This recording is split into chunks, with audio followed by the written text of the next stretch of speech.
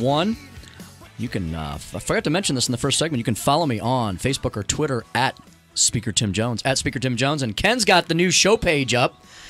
Very easy to find us now online if you want to stream us. There you go, 971talk.com/Tim Jones. Yeah, we made it simple for you. There it is. It was a little complicated. There was like this long URL, but yeah, we got in there and we're working on it. We got in there and we battled with the internet demons and we figured it out. We won. And soon, Tim, you'll be able to podcast and actually subscribe to your podcast. Awesome. That'll be great. Awesome. Take me on the road, wherever you might be. There you go. You might be. So welcome to the show. Hope you had a great weekend.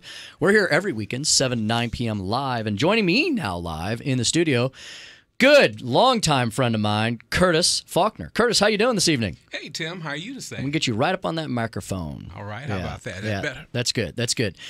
So, Curtis, you and I have known each other many years, more than we probably want to admit, right? Well, we came together down in Jeff City. Yes.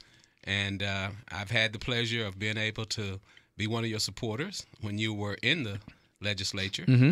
And so I appreciate the opportunity to come and join you and have a little dialogue today. Well, good. Well, good. And for those of you who do not have the webcam on, I'm going to point out, just so, because I think it is important. You know, Curtis is an African American. He's a Black American. Do you call yourself a conservative or not? I probably am. I'm conservative on some issues and probably a little liberal on some, and maybe, you know, moderate on some. It kind of depends. As a 66-year-old black man and having been involved in politics in 2 conservative states, Missouri and Texas, then I think that I have my own take on certain issues and how we oftentimes, still in my opinion, miss the boat. Yeah, and Curtis, I think one of the reasons you came into my presence originally was because you really weren't getting a lot of help from the Democrats in Jefferson City. And so you said, well, let me go talk to this Tim Jones character and see if he can help me, you know, and that's how we got together originally. Yeah, well, you know, I came here in '96, and I bought a company that I had started down in the Dallas-Fort Worth area. Let me ask you about Texas. Do you have friends or family down there that are affected by this at all, or I'm sure you've been watching this? Well, as far as the hurricane, the hurricane. I have a daughter that's down in Houston. Oh my goodness, she all right? She's fine. Okay, and she called me this morning. She's in Richmond. Okay. And she works for Frito-Lay down there. I'm sorry to give a plug. Great company. They are. One of my best friends works for them. He tells me all the time, great company. She's a chemical engineer down there. Oh, wonderful. So she in turn called and said that the plant was closed down. It's down in Rosenberg, and it's right next to the Brazos River. So the river's backed up, and the whole operation has been shut down now for a couple of days, and looks like it's going to be shut down for a couple of more. Yeah. Well, thoughts and prayers out to her. Hope she stays safe. So I made you segue there for a minute. So anyway, so you bought a company here, did you say? Yes. So you moved up here in the 90s. Came here with the Heritage and Cultural Preservation organization called the Juneteenth Heritage and Jazz Juneteenth, yep. And at that time, when I first came, the state embraced me because they were looking for a supply-side product to aid in enhancing tourism revenues. At that time, we were about 12 million here annually, and they were trying to bump it up to 13. And they didn't have a product in which to do that, and I kind of fit the bill for what the Missouri Division of Tourism was looking for. Gotcha. And so as I began to first lobby it with the Democrats, I had met some of the previous individuals, Jed Banks and Lacey Clay, when they were down there. I'd met some of them while they were there. And there was one degree of support that I seemingly got from them. But as the new group came in, all I heard was what they couldn't do. Right. And so since they said that they couldn't do it, and I, being me, I was on a mission. And so I then began to lobby the Republican side. I began to hang out and smoke cigars and play Texas Hold'em to 2 o'clock in the morning. And I made some good Republican friends on the other side of the aisle. And so, you know, that's how I more or less got involved with the Republican side. And as things went on, as you know, the Republicans then took over control of the House. And so, you know, even when Matt Blunt was down there, I had support from him.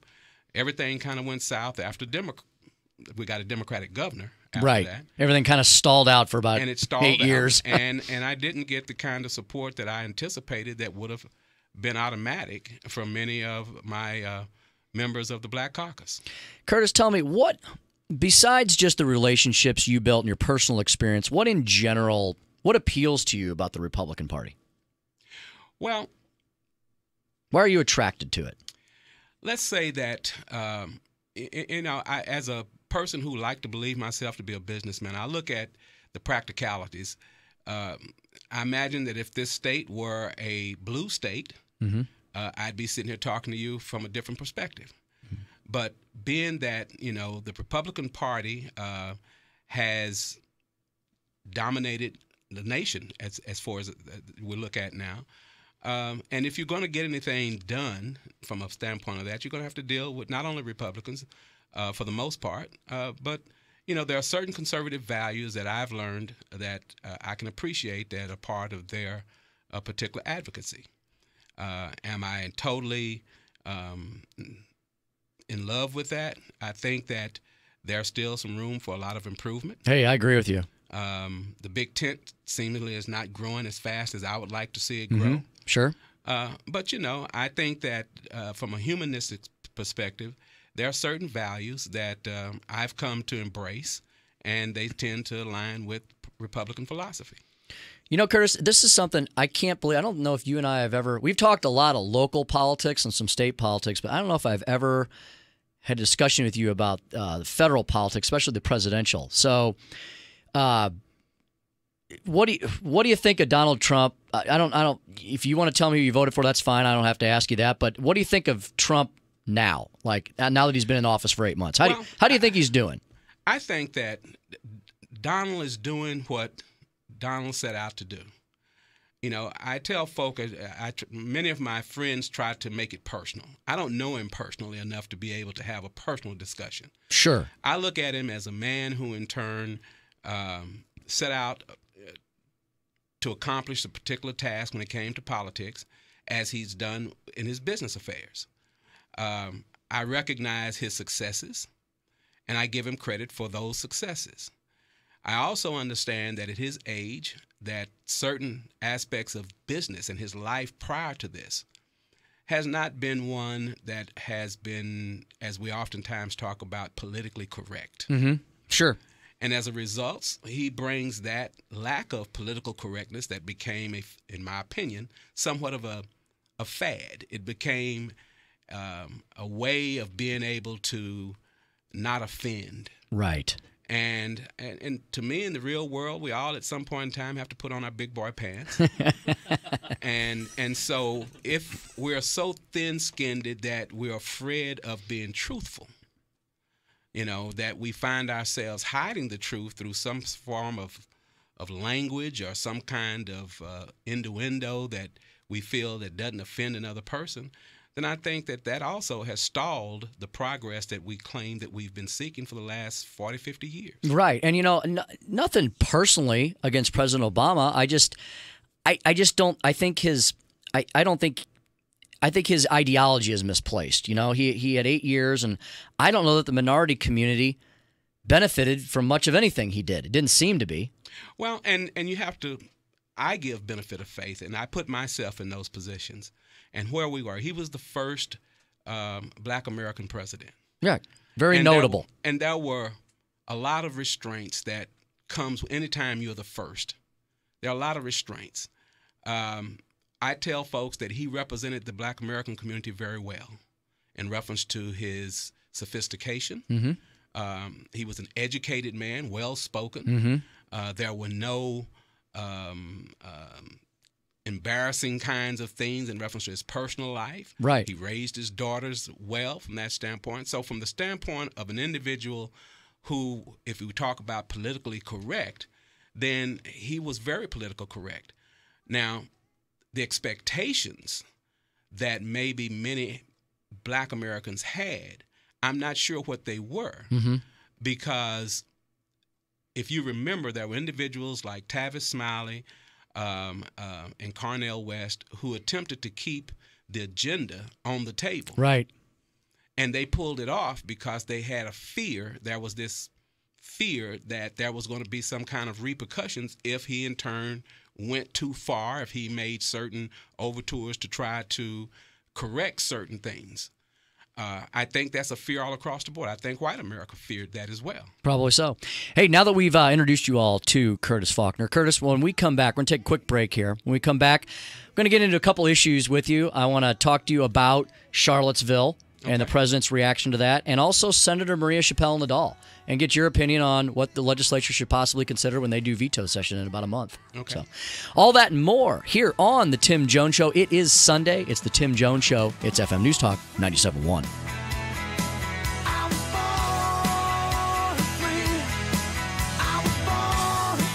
The Tim Jones Show. He has a screw loose. There's something wrong. So on FM News Talk 97.1. Very topical. The national, international news. Keeping you informed and up to date. U.S. news, world news, everything. Still considered my local news. St. Louis is home of Fox News. Get my news quickly, and it's much easier to get it on the radio. FM News Talk 97.1. It's time for some football. Any way we can get it. At the game, on TV, and even online. If you like watching your favorite team, you need Spectrum TV. Get it today by calling 844-855-2999. Spectrum TV has over 200 channels available in stunning crystal clear HD, including ESPN, so you can see every pass, catch, and touchdown in high definition. Plus, with the Spectrum TV app, you can watch the game in any room, or even catch another game at the same time. And with thousands of on-demand options, there's always something to watch when the game's over. Call us at 844-855-2999. Spectrum TV is only $29.99 per month when bundled. And with Spectrum TV, you also get access to the Watch ESPN app, so you can always see the game even when you're not at home. Spectrum TV with the Spectrum TV app and ESPN. It's the ultimate fantasy team. Call 844-855-2999 and get Spectrum TV now. Restrictions apply. Call for details. Hey guys, Glover here for my friends at Window World. Let's face it, windows aren't something that you look forward to and say, God, I wish these windows would wear out so we could get some new replacement windows. It's one of those things you have to do because you're a grown-up and it saves on energy and it looks better and it's more comfortable. So when that time comes, think Window World. They are the original $189 window guys. Any size white vinyl double-hung window for $189. They do have a very easy-to-use menu of upgrades. My mom, in fact, wanted real wood windowsills, and so she upgraded. It was very easy. My mom raved about how nice the gentlemen were who came in, and they showed her the windows and explained it all, and the prices were great, and the installation was easy. It's a good housekeeping seal of approval, great ratings with the Better Business Bureau and other online rating agencies. You can contact them at windowworld.com or call 314-993-1800. They will not push you, pressure you, or take a lot of your time. Windowworld.com. St. Charles, St. Louis, or Jefferson counties. Need knows no geographic boundaries when it comes to seniors, disabled, and sick kids without utilities. St. Louis City, St. Clair, and Madison counties, and other parts of the region. People are struggling to keep cool this summer. CoolDownStLouis.org uses 100% of your online donations to keep the air on for the needy. This is Melanie DeLeo. Please check on your senior neighbors. Reverend Earl Nance Jr. here. Please give to CoolDownStLouis.org. I'm in almost every school bus and classroom. You see me around the neighborhood, and you tell me that I'm a pretty good kid. Well, I'm 1 out of every 5 children in America, and I'm struggling with hunger. Please visit feedingamerica.org today and find your local food bank for ways to help. Every dollar you donate helps provide 8 meals for kids like me. We are Feeding America, brought to you by Feeding America and the Ad Council. I hate water softeners. I really hate softeners. I hate the thought of lugging salt and that it ruins septic systems. But I hate hard water that causes limescale, which costs thousands in appliance damage and wasted energy. Stop hating and start loving again with the HydroCare Smart Descaler from Wave Home Solutions. Prevent and eliminate limescale the smart way. No maintenance, no salt, no plumbing required, and better than magnetic wraps. 1-year performance guaranteed. Go to IHateMySoftener.com. IHateMySoftener.com. I love being a part of Action Team. For more than a decade, Major League Baseball players and action teams of high school students have been working together to train and inspire the next generation of volunteers. It's one of the best feelings in the world. just that simple act is transforming someone else's life. All-star Giancarlo Stanton and Chris Capuano join Action Team captains to make a difference in their communities. It'll just make you feel so good about yourself. I'd do anything to convince you just to be a part of this. For more information, go to actionteam.org. Jamie Allman in the morning. Monday, did Nancy Pelosi's violent dream come true? Plus, Jimmy Hoff, the Gateway pundit, Rob Raines, and Rod the Bod, y'all. On FM News Talk 97.1. This is the Tim Jones Show. Call now, 314-969-9797 or 866-455-9797. Spider-Man's control and Batman with his fist.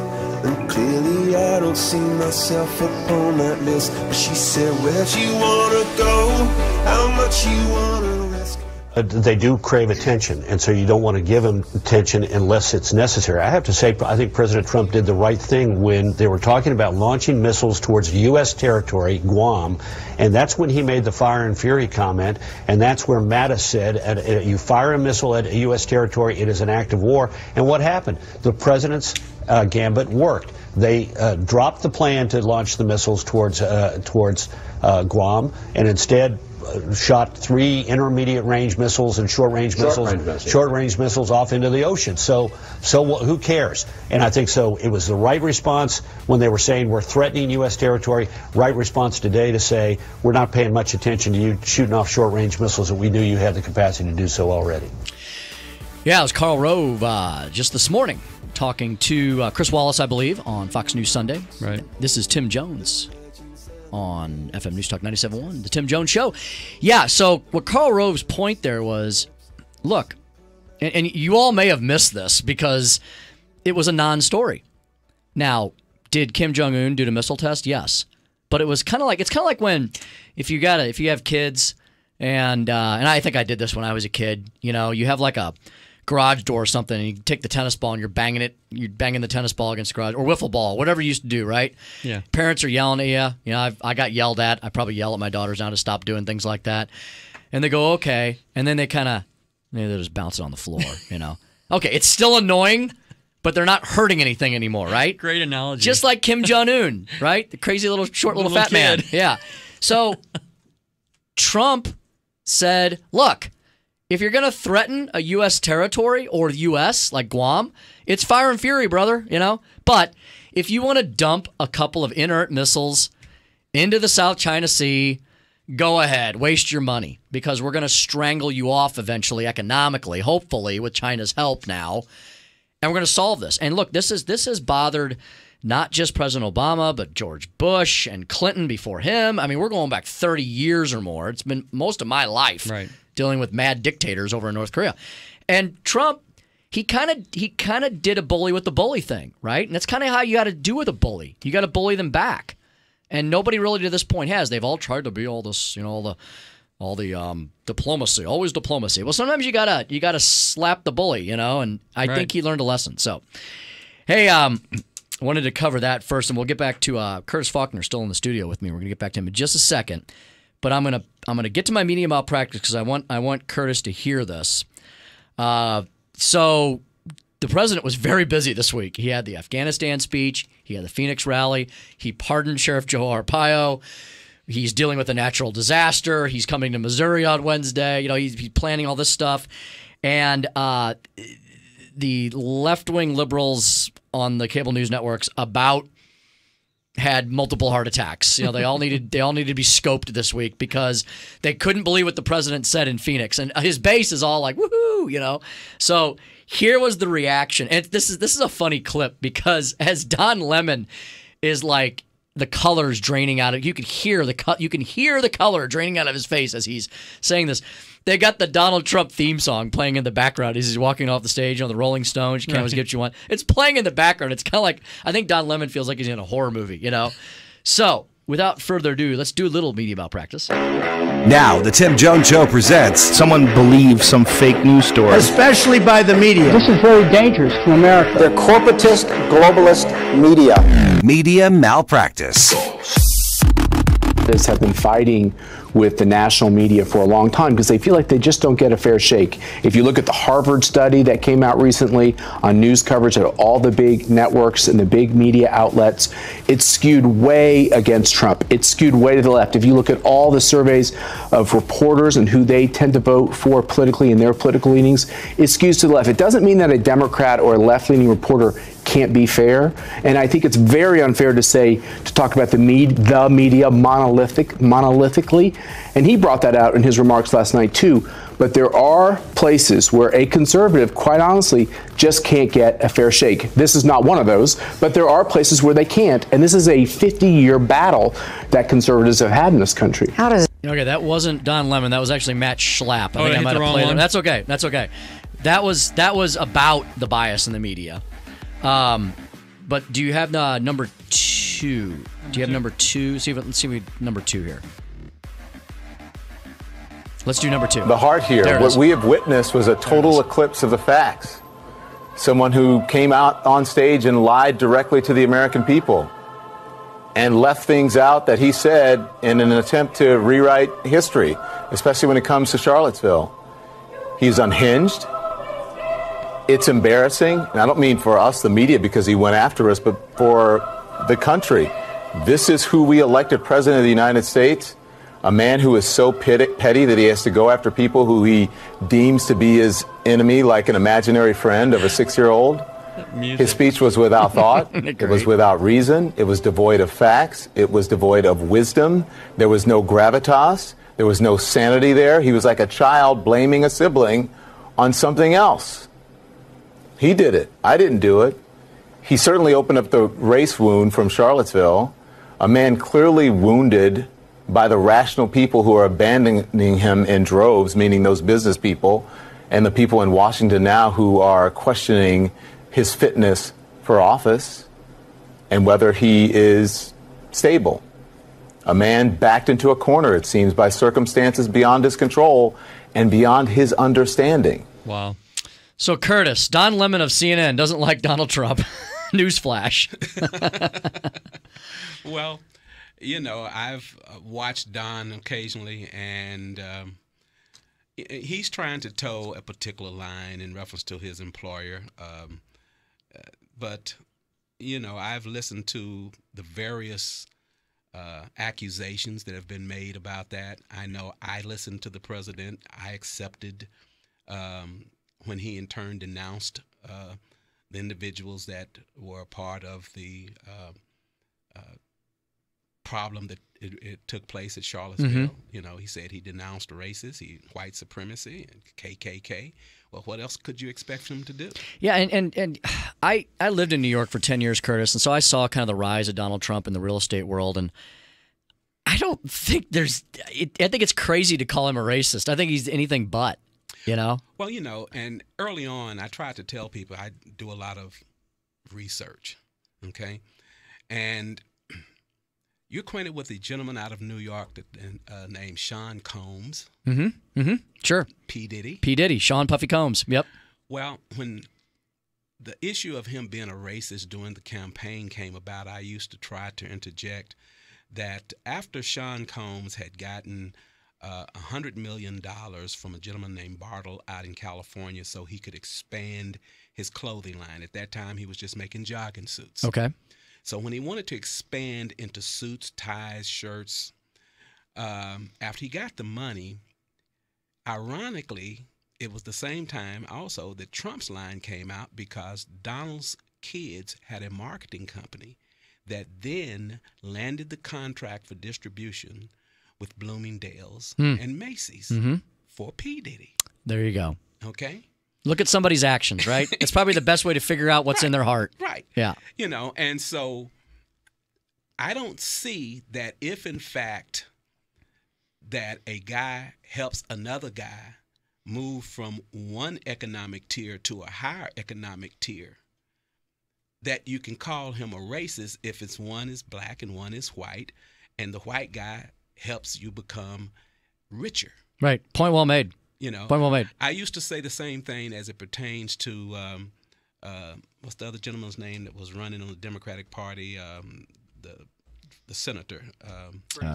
Bernie Sanders. Bernie Sanders. You know, I used to say, everybody's talking about Bernie he marched with Dr. King. Well, Vermont, there's only a handful of black people in Vermont. And so my question was, well, Bernie, how many black people have you helped become millionaires in Vermont? Mm-hmm. It's economic empowerment, isn't it? And if he can't, I mean, because it's easy for you to be able to talk about, it becomes dinner conversation. Oh, those poor black folks, this and this, that. Well, that's dinner conversation, and you're not going to burn any political bridges because you don't have any black folks for the rest of your voting constituent to have to deal with. Exactly. Curtis, hey, I got about a minute left. I want to ask you. Okay. What do you think they should do? How do you solve a problem like Maria? Think she should stay or think she should go? She made a mistake. I think that with the Democrats coming out against her, it could anger some of their base from that standpoint. I've heard that there are some concerns based upon if she were to resign, she loses her pension. Yes. If she's kicked out, she loses her pension. Okay. If she resigns, she